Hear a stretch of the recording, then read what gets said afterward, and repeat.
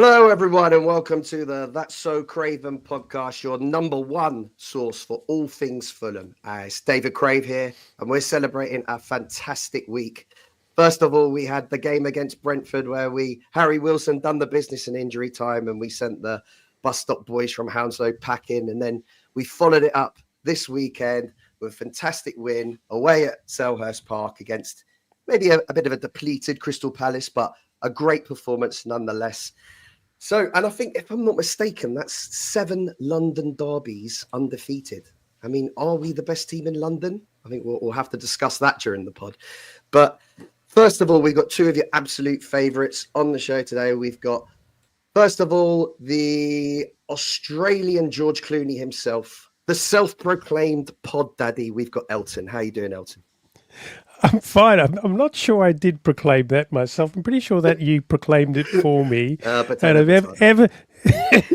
ever since been trying to make it stick. And I think it's kind of working. It's all you were talking about in the green room before we went live. Yeah. Trying to make it stick. Please, can you mention Pod Daddy? No, I didn't say that. Yes, potato, Elton. I can't remember who came up with it, but it definitely has stuck. And we're also joined by someone who, if you follow Twitter, you may know as the Putney Perspective. We know him as Skibby. We don't quite know why we know him as Skibby. He's never actually explained that. Maybe today's the day. Skibby, is today the day? No.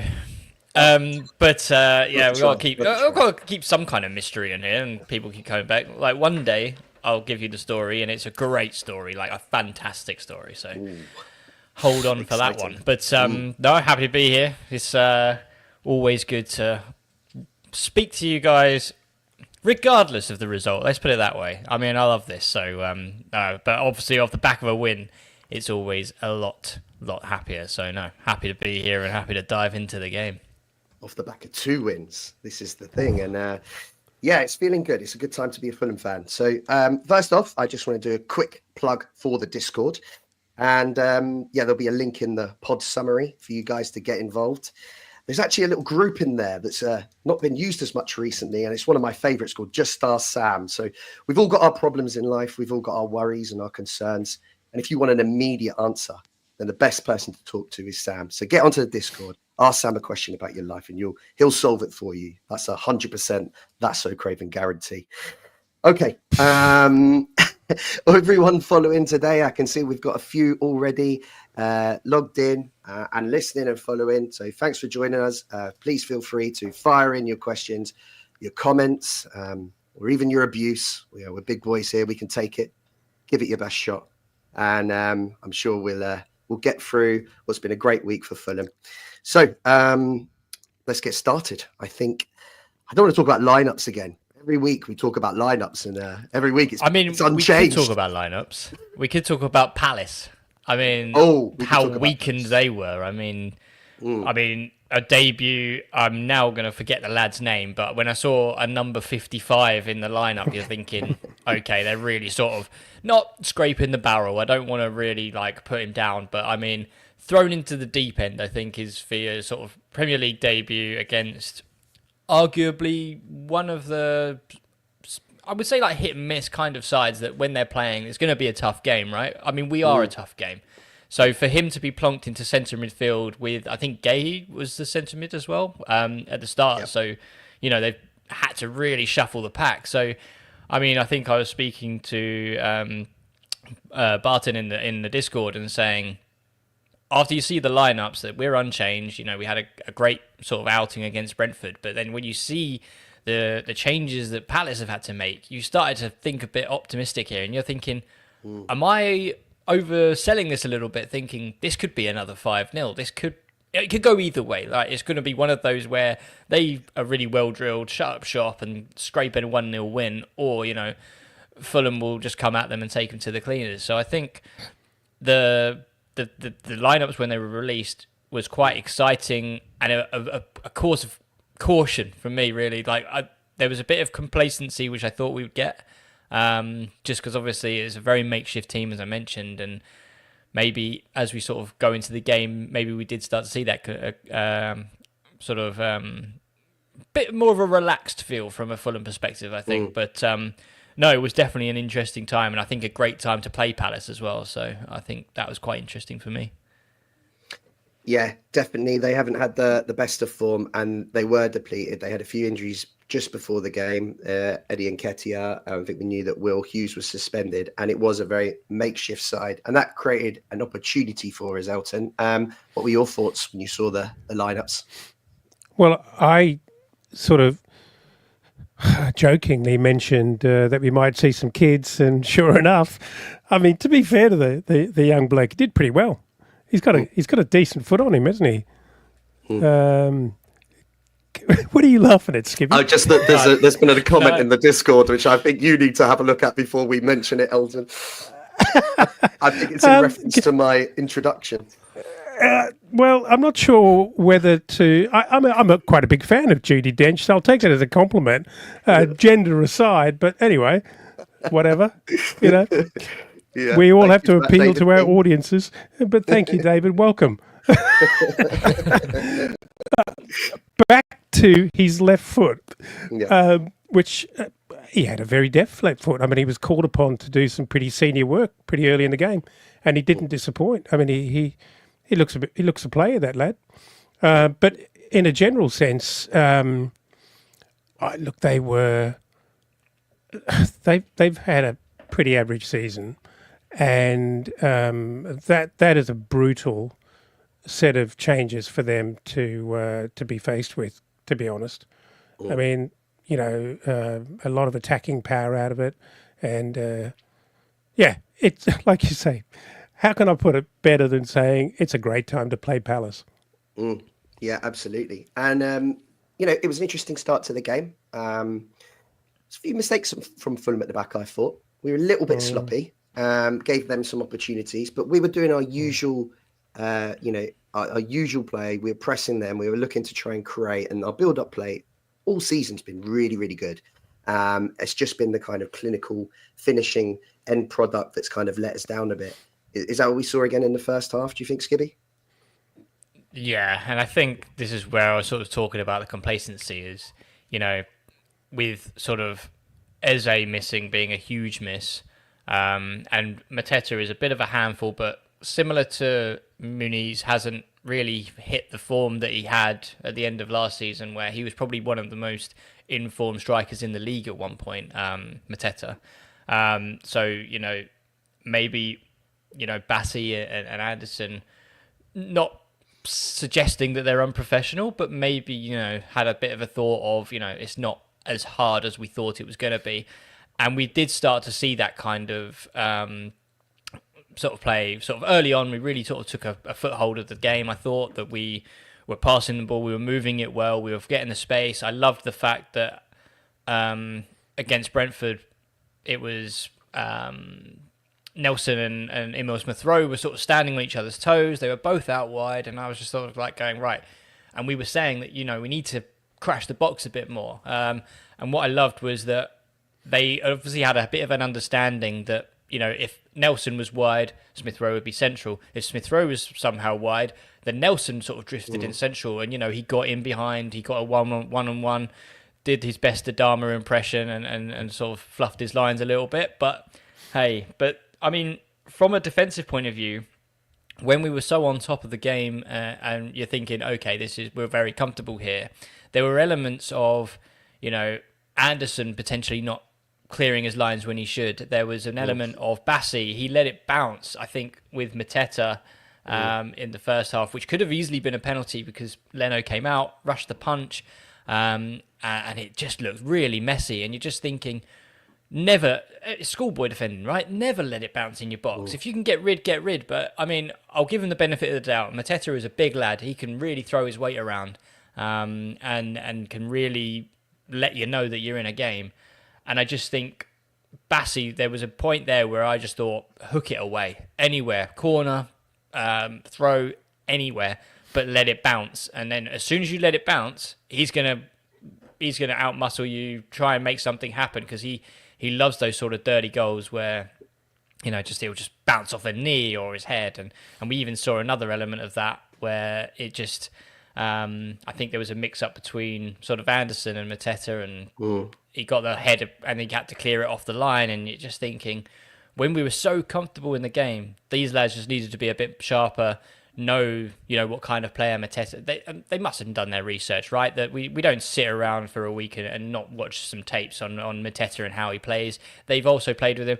Joa even played with him for 2 bloody years, so I mean, surely he knows how he's going to play. But yeah, I mean, that's probably the only thing that left a bit of a sour taste in my mouth, was just, and I think that was definitely picked up by Marco in the second half, that we were a lot more defensively sound after that, and I think we just had a bit of a wake up call. But it was just, there was just points where we just needed to clear our lines and just reset and stay a bit more focused, which I didn't really see for the sort of the first sort of half hour, which wasn't the best. But other than that, I think we were in control and comfortable. Yeah, it was just sloppiness at times, I think. Elton, what were your thoughts? Well, one of the things I was going to say that I think if I recall from the preview, we were all saying that we expected, particularly with a depleted Palace, we expected them to be very defensive, potentially another low block, given that they didn't have a ton of strike power and they were going to try and grind one out and hit us on the counter all the time. But I was quite surprised right from the get-go to see that it did look like they came to play football. I mean, if you compare that to Brentford, they were pressing us quite hard, actually, and they were putting a lot of pressure on Bassi, which we all kind of know where that ends up as we're trying to play out from the back. And he not only did he get caught aerially a couple of times, or caught out rather, but a couple of amazingly unforced passes out to Berger that were just underhit, badly hit into really dangerous areas. And I just thought, what is going on here? It seemed to be a little rattled, and I don't quite know why, because they weren't, they're not a dangerous side, and they weren't doing anything untoward, but we just didn't seem settled for what, I don't know why. Couldn't put my finger on it. Yeah, it was a little bit strange. As Skibby said, I think we got on top of it a bit more in the second half, but surely, definitely in the first half, we found Mateta's physicality a little bit difficult to control, and the mistakes weren't helping. But on the other end of the pitch, we created quite a few chances. The first one of real note, I think, was a shot across the box from Rao, from just outside the box, just went past the far post. It was a really good actual effort, I thought, turn and hit. And, I thought in that first half, Rao had a really, really great half, linking up play, lots of 1-2s, really fantastic centre-forward play. And I know he didn't get on the score sheet yesterday, but I would actually say that was one of his best performances, personally. Yeah, I agree. He was involved in everything. And then we had the chances that fell to Nelson, and I think we saw a bit of this at Brentford. He kind of had one really good chance, I think, when he went through 1-on-1, which he did really well to get himself into the position. But and this is something I've noticed about Reece Nelson in the last few games, is when he's through on goal and when he's about to shoot, he's got to get his head up. His head's down at his feet, looking at his feet, and he doesn't really know where the goalkeeper is, where the goal is. We saw that on the chance right after, where he whizzed one quite far wide of the right-hand post. And, I just think if he'd have looked up and seen where the goal is, he'd have had a much better chance to score. And it's a shame, because his build-up play, his involvement yesterday was fantastic, but just that little bit of his game lets him down. And I don't know, do we think that's something that can be coached? I mean, what do you think, Skibby? 100%. Yeah, 100%. I mean, I think that getting your head up, knowing where the goal is, and having that composure is something which you can add to a game quite easily. I think it's much, much harder to get in the right position to be able to score. And I think that is the really tricky part. But for the fact that you mentioned that Nelson he's making the right runs. I think him and Smith Rowe are making the great runs that, are getting in behind. And we saw it against Brentford. But for some reason, when they would sort of get into the position to shoot, they couldn't go across the box, across the keeper. They seemed to sort of try and pull their shot and, miss the target completely or saves at the near post, which the keeper is easily covering. So, I mean, a keeper should never be beaten at the near post. But I think definitely you can get coaching in just to sort of lift your head up, find out that composure, just relax in front of goal. And I think that even comes with not necessarily coaching, but even the confidence when you've got a couple of goals. I think Smith Rowe will start to see an improvement with him, because he seems to sort of go through a bit of a spell where he's sort of snatching his shots, and then then he'll come up and score a fantastic finish. And I think that's all Nelson and potentially Adama need. And I mean, we see it with Wilson. I don't think Wilson historically has been one of the most fantastic finishers at the club. I mean, yeah, you can bend them in from sort of 25 yards, but when he gets in that one-on-one situation, I can't remember the game exactly, but I remember him being one-on-one, and he tried to do this outside of the left boot, and it went wide, and you're just thinking anything you could have done, 4 or 5 different things there, and you would have scored a goal. And the one thing you chose was the hardest decision of them all. But you now look at him now, and he's off the back of Brentford. He gets one. I mean, I will go into it, but he gets a chance 39 seconds after coming on and puts it away. And I think that is all we need from sort of Nelson and potentially even Adama is, once you sort of get that first couple of goals, it then starts to come a bit more natural that you relax in front of goal. You know that you can do this, and you get that self-belief that you can beat the keeper. And then once you're more relaxed, you're not focused on the ball and freaking out. You're looking up, you're seeing where the keeper is. Then you start pulling out different kind of finishes which will be just a little side foot to the side of the keeper, lift it over them. That confidence goes a long way in front of goal, and I think we'll start to see that as soon as they start putting some chances away. But yeah, it will definitely be worked on in the training pitch. I do agree with you wholeheartedly. If you look at the guy, he's got the technical ability. You can imagine him on the training ground being quite cheeky in front of goal, and head down or up. If he got himself set and he lifted that left or right, he would have beat the keeper. So it did look like he was a little bit uptight and anxious at the last moment there. I mean, he did an awful lot to even get himself there. I think it's going to come. I really do. I think it's going to come. It's a big difference being a sort of an up and coming player in an Arsenal big squad, big names around you. You've got very few opportunities to make a massive name for yourself, and I think you get into a bit of a head state where you're putting so much pressure on yourself because you've got to deliver an astonishing performance when you get your micro moments.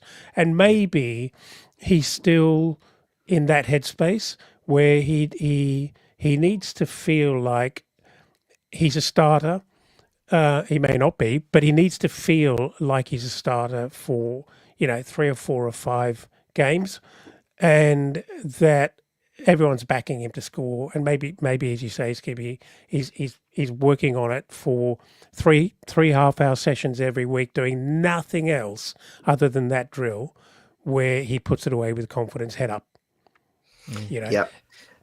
I think when there was one moment actually where he actually had a bit of space and time on the left-hand side. And when he had that space and time, he wasn't under pressure. He looked up and played a fantastic ball over the top to Iwobi at the far post. And it just shows that he does have the quality when he's got time to kind of look up and think. But we just need to, when he's under pressure, get his head up as well, so he can, do the same thing then. We'll come back to Iwobi because I really want to talk about his performance yesterday, which I thought was excellent. But one thing to add, actually, I think Elton's actually touched on something really important there. I think is the mentality from the sort of the Smith Rowe and Nelson boys of playing for Arsenal. They weren't necessarily relied on for their goals. They would normally sort of chip in, but if they missed a big chance, then don't worry, Saka, Odegaard, whoever will have the big chances and put them away. So they weren't heavily relied on. I think now there's got to be that realization of we're not going to, at Fulham, you're not going to get many chances, and we need you to take those big chances. You are those sort of players that you played with at Arsenal who were able to sort of to take those chances. But I think that extra pressure potentially would probably get to these lads that, you know, we're only going to have maybe 5 or 4 big chances a game. And if, you know, you're having 2 of them, then that's a big moment that you need to sort of rest on quite young shoulders, which they're probably not used to. But it'd be interesting to see how they manage that kind of pressure. I think it's all of that.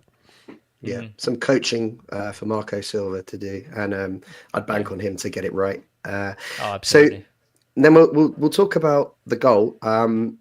First of all, I just thought Emil Smith-Rowe, I thought he had an excellent half. He was on. He had a really impressive performance. I think it was his best away performance of the season, and I think what the highlights for me were when he gets the ball deep and starts dribbling, he looks unstoppable. And he seems to know exactly when to release it just before the tackle comes in or someone comes across to cut it out. And, you know, it was great to see. It created lots of opportunities for us yesterday throughout the game. But I was just really pleased that he actually got the goal as well at the end of the half. A goal that came from him actually intercepting the pass in the first instance. And then a quick 1-2 with Rao, who, as already mentioned, was at the kind of heart of everything we did well, I think, in the first half up front.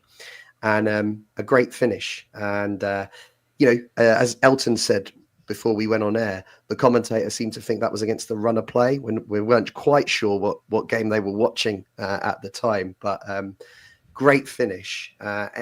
Elton, what was your thoughts? It was a great time to score, right? Yeah, absolutely.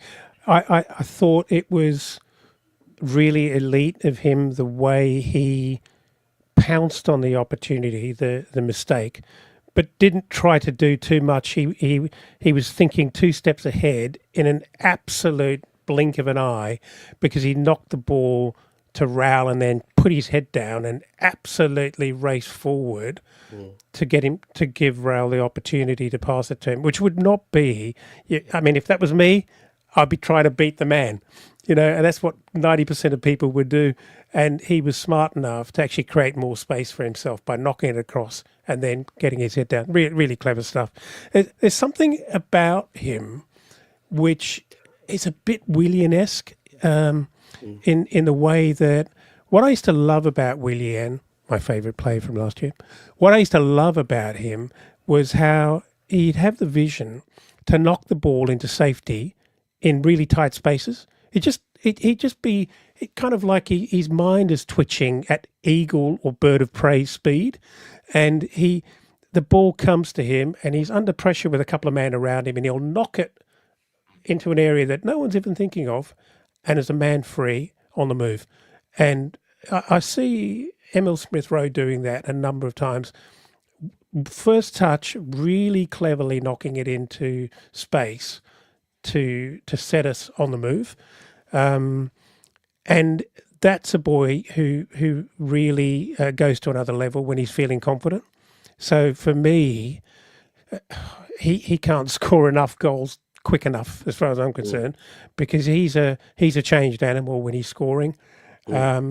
He's really exciting to watch. As you say, very exciting once he gets the ball, and you can see it coming when he suddenly spots an opportunity to beat a couple of men. And, you know, both him and Reece Nelson, and to a lesser degree Iwobi, is very exciting to watch when he tries to do that. Of course, there's Adama as well, but he's in his own class of specialness. Yeah, I thought that was... I thought it was actually very deserving for him yesterday to get that goal, because I thought he was playing very well up to that point. And it's a pretty good left shot with his left foot, and he sort of drops his shoulder and just deceives his man there, and then gets away from him with just that extra little space to get the shot away. It's a pretty nice bit of technique, actually. Yeah. It was as I say, it was a bit of a funny half, because as I say, we've let Palace have a few chances just with our sloppy play, but definitely we came in 1-0 up, and I thought we were the better side. We created the most, we put the most pressure on their back line, and I don't think they should have any arguments with the score line as we went into the break. Second half, there can be no question who was the better side. I thought we limited Palace to very, very little chances. I can't really remember many.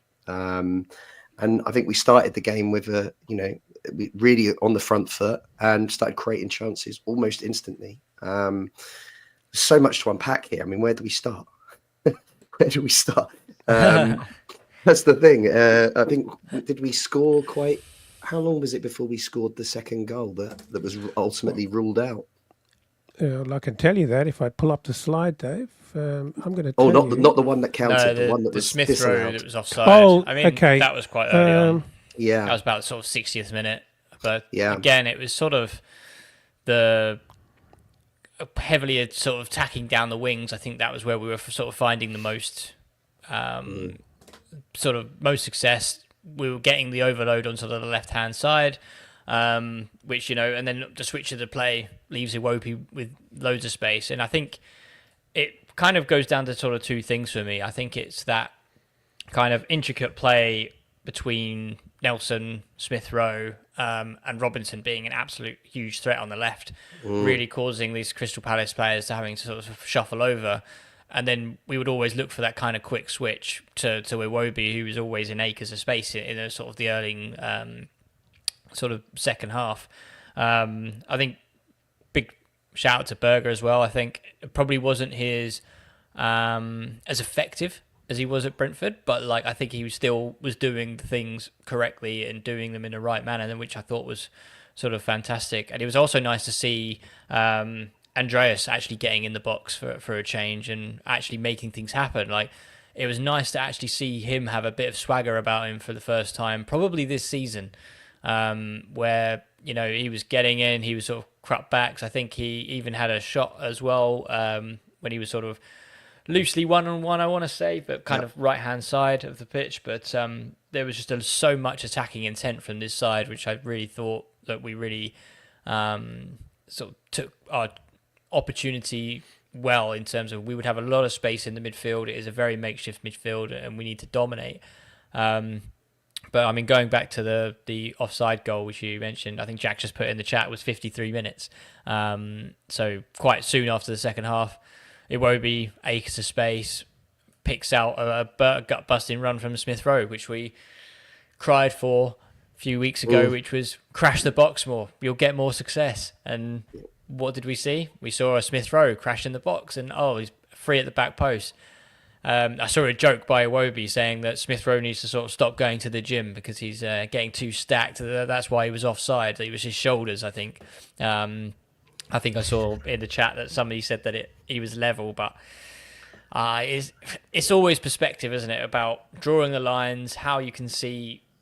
To me, from a certain angle, there was that left foot, I think, of the defender where it looked like it was onside, but apparently when you draw the line, his bulging, swole shoulders were playing him offside. So it's one of those things, isn't it? I mean, this leads down to a complete rabbit hole for me, which I get that the offside rule is to rule out goal hanging and people from taking advantage, but are you really getting an advantage by reacting quicker than a defender by a shoulder, not even like a full step? I don't think that's an advantage for me. I think that's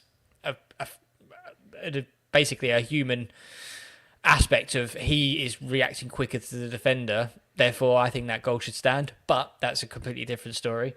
But, it showed what we could do and how we can sort of utilise that sort of box crashing from Smith Rowe. And I just think it's unfortunate it was ruled out, but that's when I started to think we are going to score some more goals here. And we're still sort of going with that intent, which is quite nice to see under Marco, which we're used to, I think, whereas normally under a sort of a Parker time would score against a really depleted side, 1-0, and would sit back and try and soak up the pressure. So it's nice that we want to try and get that second goal, and I think that's something that's very, very important to this Fulham side, and especially us as fans. It makes it a bit more easier to watch if we're still on the attack. I mean, you got to accept that and again, it comes down to at what frame do you want to actually draw the line? Because there's a number of frames there, and it could be contentious, but that's fine. Look, I accept that. You're gonna lose as many as you'll get of those. I'm I was just happy to see the movement. It was absolutely beautiful to watch. It was really, really good. It was a great move, wasn't it? Oh, it was a great move. Absolutely.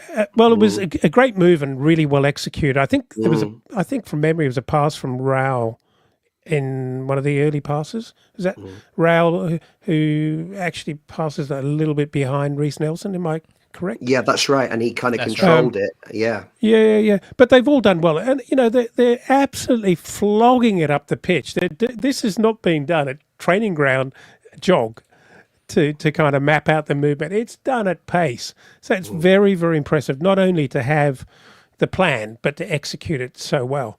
And it felt like we had 10 of those in us yesterday. And so I'm okay if that's such a close thing. It wasn't like he was a yard offside, which would be embarrassing. It's so close. You're going to get those wrong from time to time. Yeah, the only thing I'd say is on that is that there is this semi-offside technology out there. I don't know why the league has kicked it down the road for so long, because from one angle, as you said, you could see the player's foot looked like it was in front, and then they used the other angle to draw the lines. So it's a bit frustrating because I'm not 100% convinced either way whether it was offside or not. Really, it was just whether they decided to draw the line from. I've seen quite a lengthy technical write-up on that, and saying that as good as the technology is, if you because the cameras are so high resolution, you can actually get it down to frames where 3 frames earlier, it's still within a reasonable, margin of error on the ball being released by the passer of the ball. You could have a half a dozen frames in which you could take that and the ball is still on the foot of Iwobi. Is it Iwobi passing the ball? Yeah, it was. Yeah. And so I guess they'd probably end up taking the most conservative view, so that it's not it's kind of not a howler, but it is it's always going to be contentious. Yeah. I think I'd be a lot more miserable if we lost 2-1 and we had a goal disallowed. But hey ho, that wasn't the case. So a couple of my friends were at the game, Michael and Ross and Rob. I have to mention Ross because he keeps saying I'm not mentioning him when I talk about who's at the game. You should have mispronounced his name, mate. I should have. Yeah. Big up, Russ. Yeah. Michael's point was surely the linesman knew it was close. If he just put his flag up, it would have saved them celebrating for 5 minutes before they realised the goal was disallowed. But all right. We'll move on. There was other chances too, wasn't there? It wasn't the build-up play throughout the half was great. I think Skibby touched on it. I think, of course, Palace had a bit of a makeshift midfield, but you see what a good player is when Andreas has time and space to make his passes, because he was knocking it from side to side, creating stuff. It was really good to see. Reminded me of Andreas from 2 seasons ago. The problem is, I suppose, when there's more of a press in the midfield, he that's when he's not got the time to make those decisions. But yesterday, you could see what a good player he can be when he's got more time, I thought. We've got to give him his credit. It was a good performance by him. I think a question for you guys then, just sort of touching on that kind of aspect. When he's paired with Lukic is a more, I would say, flair, great passer, very fit, quite physical, but more of a technical player. But then when he's paired with Berger, who, to me, what I've seen is very aggressive in the tackle, sort of some very similarities to sort of Palhinha, not as, flamboyant in the tackle where he comes really flying in, but I think just really aggressive, really in your face, and then sort of allowing then Pereira to sort of turn and then have that kind of space from winning the ball back. Are we seeing a different Pereira in the last couple of games due to his getting used to Berger and the absence of Lukic, or is it just something where it's to do with the opposition being less in your face and basically giving them that time? But do you think there is an element of the actual team, or do you think it's the opposition that's causing that? I think it's a mix of many of those things. I think the one thing he's had on his side is the fortunate Marco Silva is absolutely convinced that he should be playing there and he can be a success there. So he's sort of persisted with him through some pretty ordinary performances at difficult games.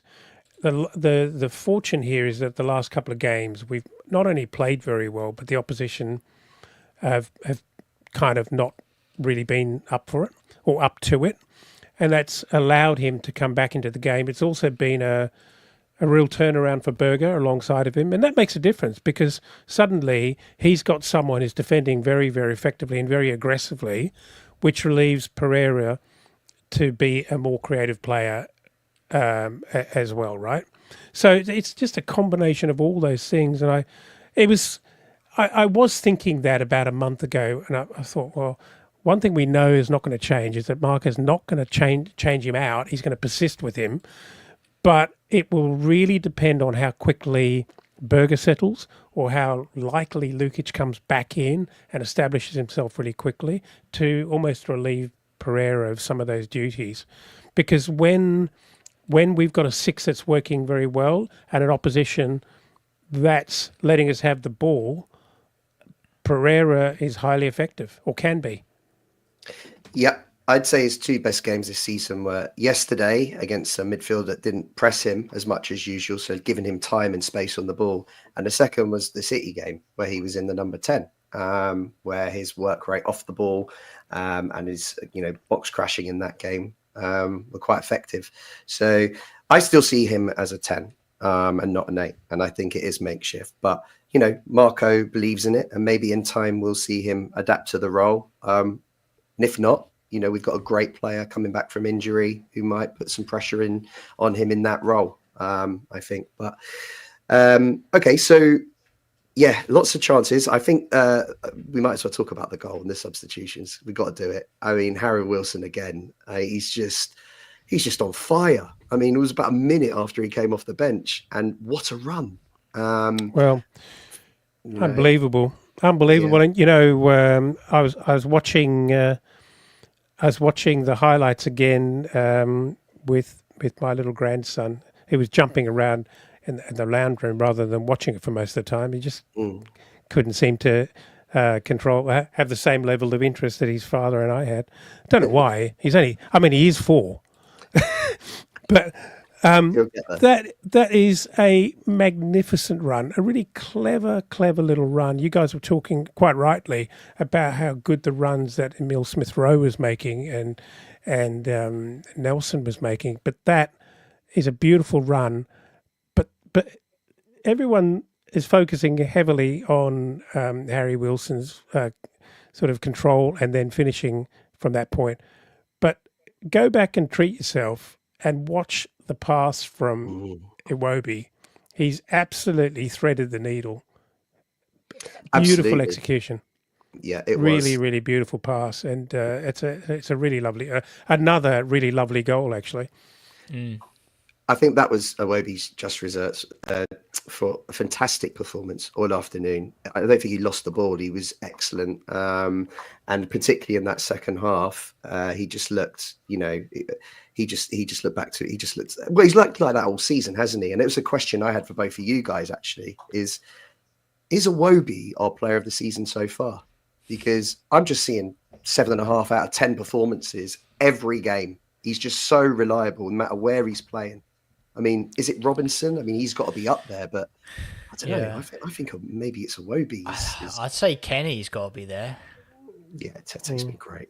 Kenny's been fantastic. I think probably one of the unsung heroes. I think everything that Robinson's doing, he's probably doing very similar on the right. But I mean, I do get what you're saying. Iwobi's been fantastic. I think you can't underestimate, because he's not doing... I mean, he has been getting the odd assist and I think the odd goal. So he did score against Everton. So he is getting the plaudits for that. But I think where he's been really effective is just giving that sense of balance. And I always talk about the balance in this team, which I think is really underrated, which is, the chaos on the left-hand side of people sort of really making things happen. And I think Adama as well. But then Iwobi has just been that kind of persistent, sitting in, doing the really nice stuff, but all the ugly stuff really well, which is just basically breaking up play, picking up the right pass, and starting the attacks. He doesn't necessarily be there to finish them, but he has been fantastic in that aspect. And I think it's a real headache for Silva, where we've talked about, Nelson deserves a chance, but Adama's been fantastic and been one of our sort of biggest providers this year. But to sort of squeeze them into the team, it's where do you fit Iwobi? And Iwobi, for me, at the moment, has to be one of the first names on the team sheet, just because he brings that sense of balance and that sense of calm, similar to what Anderson brings to the defence, I think. But Iwobi really has sort of come on his own, and I think been a really big asset to this Fulham team this season. What about you? When you compare Jedi to Tete to Iwobi, I'm thinking carefully about my words, not to disrespect Robinson for what he does, but he's got one or two very, very, very elite themes to his game. There was one moment yesterday when I can't remember who got the ball, but he took off on the outside of him and he went into that mode where his head kind of jogged back and forth. He was so fast, and he did that so many times. His level of athleticism is absolutely sensational. And, he's no slouch tracking back and doing the miraculous thing as well. And then you've got Kenny, who's so combative and one-on-one, as good as anyone. Loves to rush forward. Loves a shot as well, by the way, Kenny. He loves a shot on goal. But what I love about Iwobi is that he's doing a lot of the basics all over the ground. He's in defence, picking up the ball, starting our attacks. You'll find him in and around, the sort of 10. You'll find him in the box. He's doing it all over the place. His work rate. He's a fit boy. He's a really fit boy. His work rate's unbelievable. And I think for his utility and his ability to do so many different things, and actually to be deployed in a lot of different ways for Marco, makes him, such a valuable player at the moment. Yeah, it's been a great signing. Just going back to Tete, what is it about Premier League players that want to break that guy's leg? It's just ridiculous now. It happened. I remember it was maybe 2 or 3 times last year where players tried to stamp on him on his knee. And then again yesterday. I mean, it's a horror challenge, isn't it? Wasn't nice. Wasn't good. No complaints, really. No. Yeah. They've forgotten that if he actually got annoyed, he'd kill them. He's a kickboxing champion. You don't come in hard on a guy like that; he will kill you. He just brushes it off as well, doesn't he? Just he can absorb a tackle. He's a hard man. He's a very hard man. Yeah. Lot to love about Kenny Tete.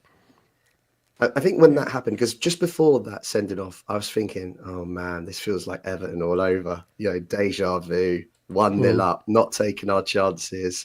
Are they going to get, a last minute equaliser? And I think I even said it in the group and got told off by Jack for putting that negative karma out there. But once that happened, I felt pretty confident it would go our way. And then obviously I think then we had the goal by Wilson. Then we had the other goal by Wilson. And just a bit unfortunate, really. It does kind of touch his hand, doesn't it? I can't really.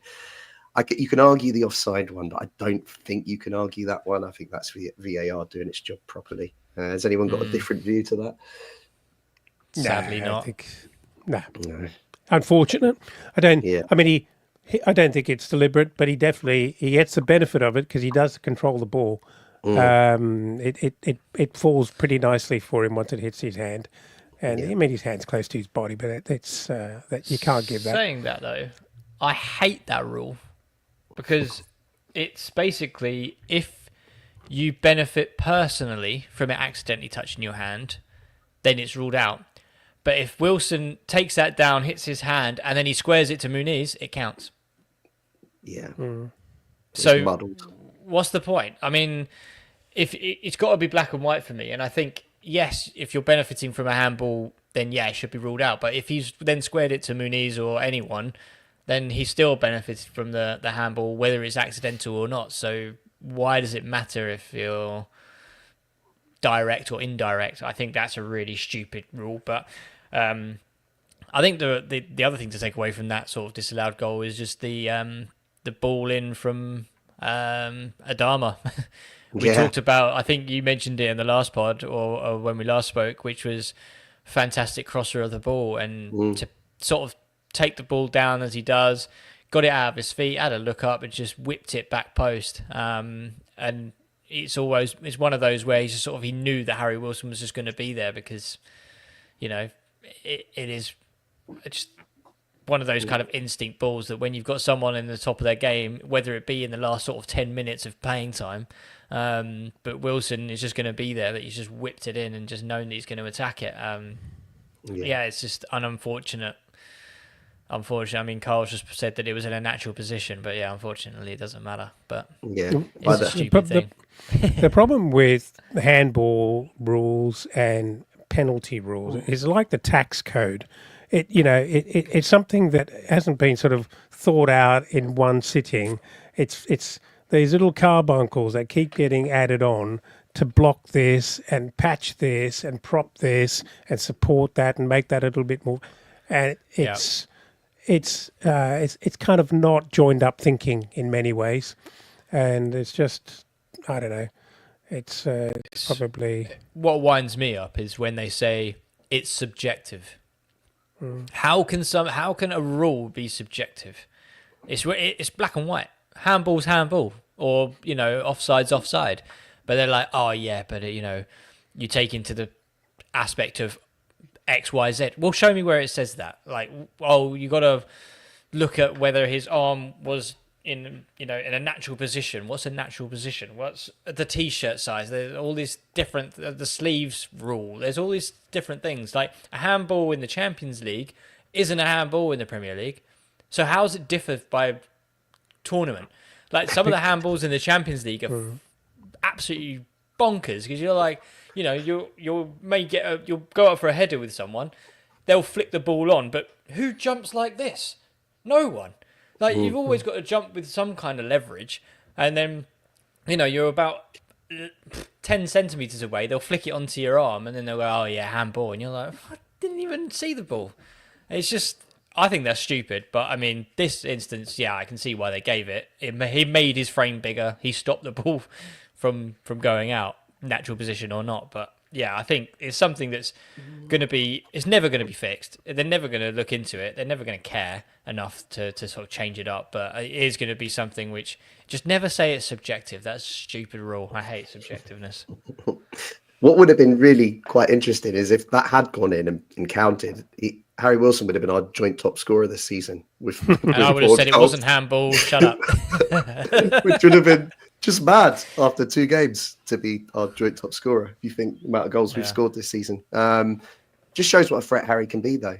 And I think this number 10 role where they bring him on and just give him a bit of a free rein to attack the box, looks like something that we're going to enjoy for the foreseeable future.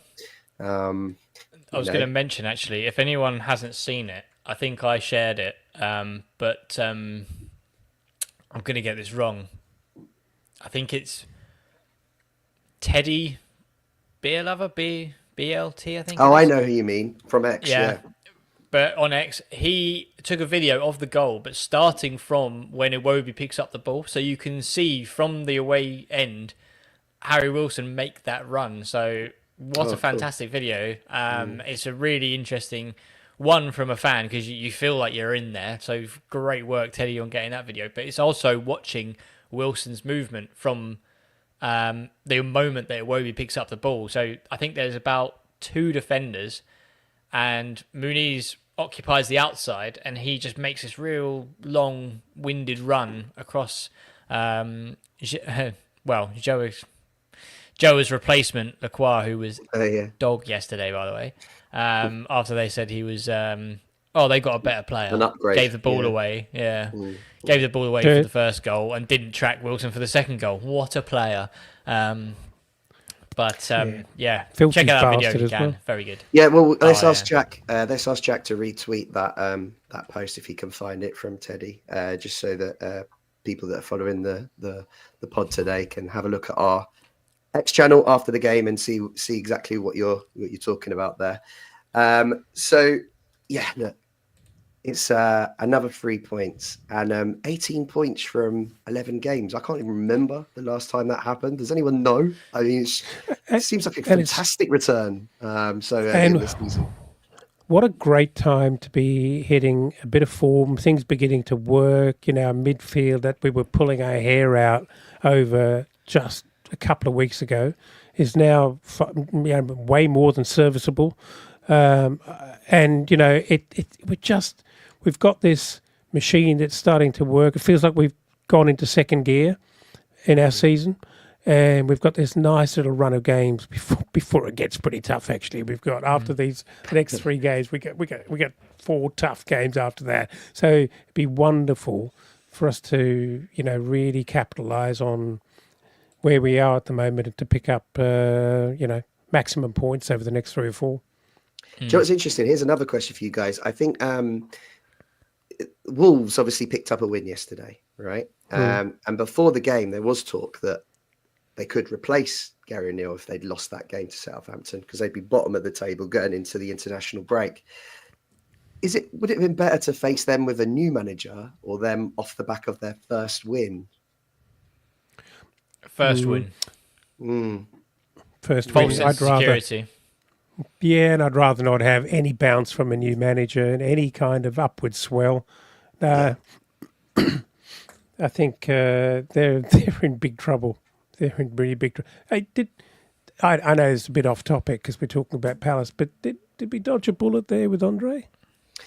Well, he's certainly not getting in to the team at the moment while they're trying to find ways to compete. And they've obviously got defensive issues. They've conceded a ton of goals this year. Ever since Kilman left, it doesn't look like they've replaced him at all. And you'd think Andre being a number 6, albeit a ball playing number 6, would be part of the solution, not part of the problem. So it does raise some questions for sure. But is he a luxury player? He's not a big tackler.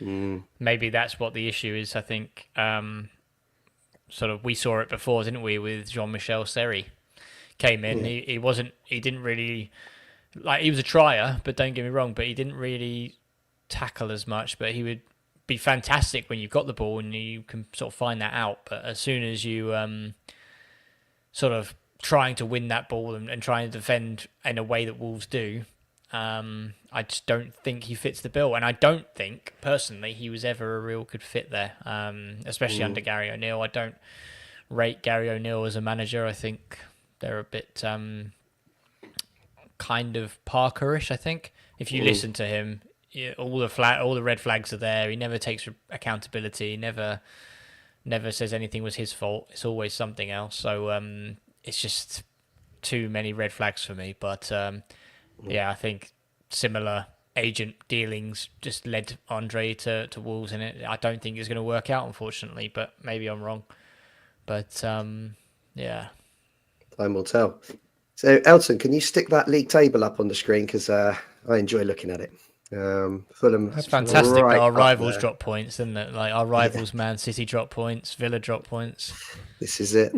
And earlier in the pod, I asked, are we the best team in London? Well, we're 1 point behind Arsenal and Chelsea. If we can get a win at Wolves, maybe they draw in their game later today. Is it possible to be ahead of them? I mean, it's just exciting. This is something I was trying to rack my brain around. Do you remember when we used to talk about London derbies and how bad we were with them? Yeah.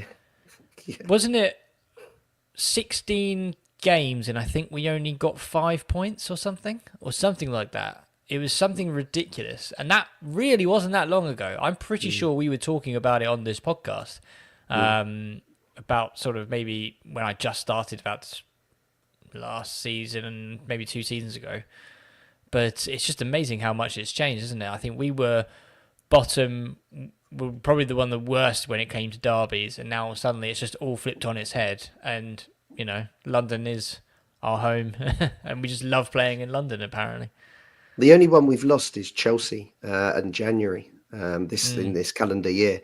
Of course, the next 3 are all pretty tough. I mean, we've got Spurs away, I don't Arsenal know what to at home, expect and there. Chelsea away. So, three, those are going to be tough. If we can come out unbeaten after those three, then I think we will be saying we got to be one of the best teams in the capital, certainly at the moment. But yeah, as you say, Wolves is an opportunity to improve this position of 7th, which is just nuts to say, but that's where we are. But after that, we've got a bit of a tricky run. The Brighton and Arsenal games are quite close together on the Thursday night and the Sunday. And then I think we got Liverpool after that. I can't quite remember. Yeah. I think so. Yeah. So Liverpool. Tricky little run. But you know what? I fancy us to compete against anyone. The way we've been playing this year, there's not many games where I don't think we've been the better team. I know it sounds really strange, but there's not been many games. Of course, you can look back at Villa and think, they've come away 3-1, but there was mitigating circumstances to that with all of the penalty misses and, red cards. But maybe the Man United game, maybe the Ipswich game. But other than that, I'm really scratching my head to think of any games where we haven't been certainly the team that's tried to create the most and push the opposition. So yeah, bring it on. I know we're talking, this is very optimistically here, perhaps, but we've got Brighton, our bunnies. They can't seem to take points off us. They're having a bit of a weird season as well. I mean, they're only a point ahead of us, sitting in 4th, but they've been chaotic in terms of the teams they've beaten, the teams they've beaten, and also the kind of surprisingly poor results they've had against some teams. So, maybe they've benefited from some fortune, fixture fortune, if you like. You can't believe Nottingham Forest, in end of January are going to be in the top 4. I'm not buying it. No. So, yeah, time will tell. But I think we're in a really good position, as I said, to capitalise on our good form and momentum. We've worked a few things out. Lukic is going to come back and at least put some pressure. We'll give Marco more options. No doubt he's going to get another yellow card and then he's going to be out for another week. But once we get that out the way, if that can all happen before we have that tricky little month this side of December, if we can navigate that successfully and not have, no points out of 4 games, which is entirely possible. Let's face it, that is a possibility. But if we can navigate that and pick up a few points along the way, we're in very, very good shape. It is dust your passports off time, guys. I think it's also we don't fear the big sides. I don't know about you guys, but I just these points like this season, especially playing Man City as early as we did, and really took the game to them. And I think, for me, Man City is always kind of like the write-off game. It's the one where you're not really going to get anything just because they were that good. But, I mean, Arsenal, Chelsea, Liverpool, I would probably, as a Champions League side, you kind of bring Villa into that. Spurs, I really think we can get points from them. And I just think that flows doesn't come from just me being, over expectant and just being deluded. But I think that also stems from the players' belief as well, from what we've seen. So why can't we? Why can't we sort of go to Liverpool and give them a game? Why can't we give, Chelsea and Arsenal a game? I think it's really exciting to think that we've got to a point now where we'd probably be quite disappointed if we came away from Etihad with a defeat like we did. I was disappointed because we played so bloody well that I thought we deserved something from it. So it is really exciting. And it's a bit disappointing that we've lost. It's a bit disappointing that they've lost the next 4 games after that one. It doesn't make us quite look as good, does it? No, it doesn't. Which is a bit frustrating. No, look. Do you know? Sorry, do you know the one thing from a squad and momentum? We're talking about momentum and the whole thing buzzing and moving forward. What I would have loved to have seen yesterday was Rodrigo Muniz coming on and scoring. That would have been something. Did you? I guess, do you see the other angle on the Wilson goal where you're like, he could have squared it? Selfish bastard. Did he? I didn't even notice that. Right. Okay. Yeah, if you look at it, there's when you look at it from the other angle, you can see that Wilson sort of takes it out of his feet, and if he looks up, the keeper's already out, and Muniz has got a little roll in, but Harry's on doing his own thing and scoring his own goals, so we're all for it. Yeah, but you know what I mean. Look, not that Raul is struggling, far from it. He's playing really, really well. But the best possible situation would be for Muniz to be up and about and really chomping at his heels and feeling in a very Harry Wilson type of way now. Harry Wilson just thinks he's going to score when he comes on right now. He just thinks he's going to score. And guess what? He does. And you almost want Muniz to be in that similar sort of mindset where he gets 10 minutes and he just thinks, I'm going to score. I'm going to score. Yeah. And power of belief. Well, unreal. But anyway, can't have it all. Can't have it all. And now we head into another international break, another boring weekend next Saturday. And it's a bit frustrating. It feels like they're just, one on top of the other at the moment. And also when you come off 2 wins, you just kind of want to keep playing, don't you? You don't want the risk the guys going away and picking up injuries like we did with Lukic last time. But hopefully we can keep everyone fit over this period and come back and just do what we've been doing and attack Wolves like we've been attacking all the other teams in the league this year, because there's a real opportunity there to break 20 points in November. And as game, I can't remember us ever breaking 20 points in November. That's so early. And 2004, I reckon, maybe when Saha, before he got his move, I think we were like top 4 in December, I think. Yeah, but you might be sure. right. There you go. So very exciting times. I mean, we'll still be putting out content over the international break, and we'll still be doing a show to preview the Wolves game. So yeah, I mean, I don't know, but you guys feels pretty good time to end it. I know the ladies' game is coming up at 2:00. There's a lot of people that want to switch over and watch that. 2:30, I think. Oh, was it 2:30? I might be wrong. Yeah, that's 2:30. Yeah, 2:30. Okay. Well, big I know game at the Cottage. Big game at the Cottage. So a lot of people want to get ready for that one. So just want to thank everyone for joining us. And Elton, thank you for today. Yeah, very, very welcome. Thanks for doing a fine job behind the mic there, David, and steering us through an interesting chat. I enjoyed it. No problem. And Skibby, thanks to you. Thank you very much, mate. And pleasure talking to you both. And hopefully we keep this winning run on the go. It's much easier to talk about. Let's put it that way. Yeah. And I'm sure Jack and Sam will both be back for the next pods. And we'll just leave it there. Let's enjoy this week, enjoy this moment, and look ahead to another 3 points against Wolves. So thanks to everyone, and come on, you Whites.